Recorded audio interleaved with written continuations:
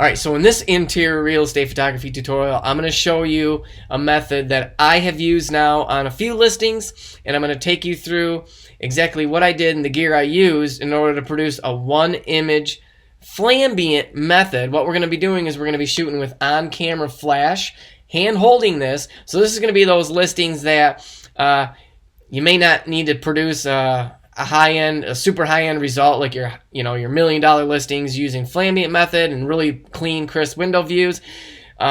This method's gonna allow you to still use flash and be able to move super quick through the house, because I recommend going handheld for this. This is going to make the workflow super fast. You're just going to be able to dial in your settings, making sure that you're about right on your horizontals and verticals, and popping your flash off with that single image pop, and then moving on. So what we want to do is we want to make sure that we're exposing for the room, maybe just slightly under. Just watch those window views so that you're not completely blowing them out. Otherwise, there's no point in doing flash. So we want to try to light the room, and I'm using, if I haven't mentioned already, the Godox V1 on top of my Panasonic S5. Yes, this is full frame.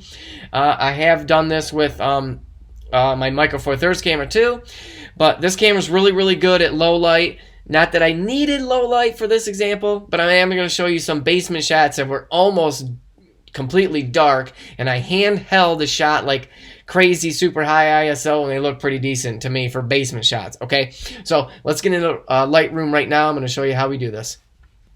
Alright, so every one of these was shot at 20 millimeters. That's the lens I'm using, that 20 to 60 up here at 3.5 to 5.6, and I think I left it at like 6.3.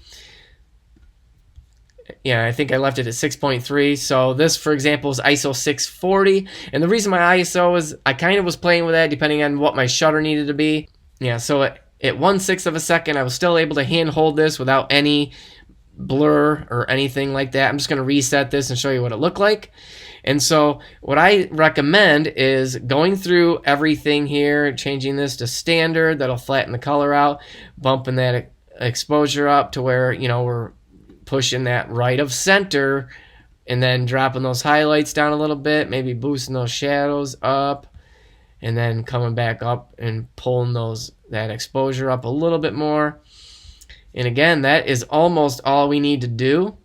And then maybe checking the verticals.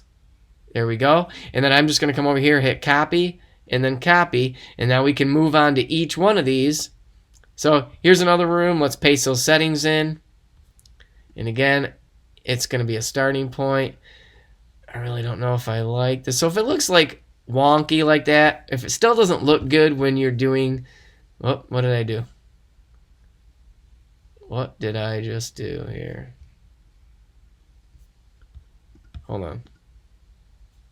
Let's reset this whole thing. Okay, I'm going to paste these settings in. All right, so if it still doesn't look right with your verticals, we can do the guided.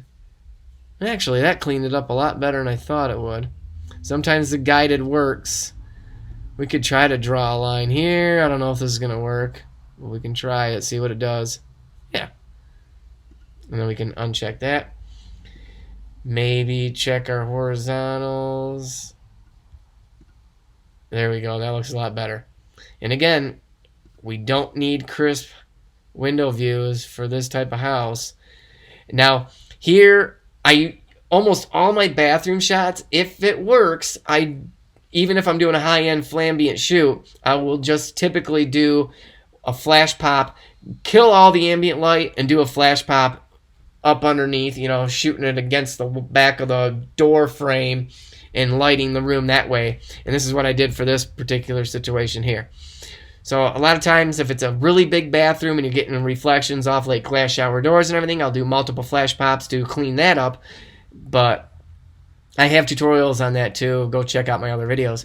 But here is another example of that. We'll paste those settings in again and see. We still have enough light. It's clean. I'm going to show you some of these other rooms. And let's paste the settings in. There we go. You might have to do like a white balance check off the ceiling or something.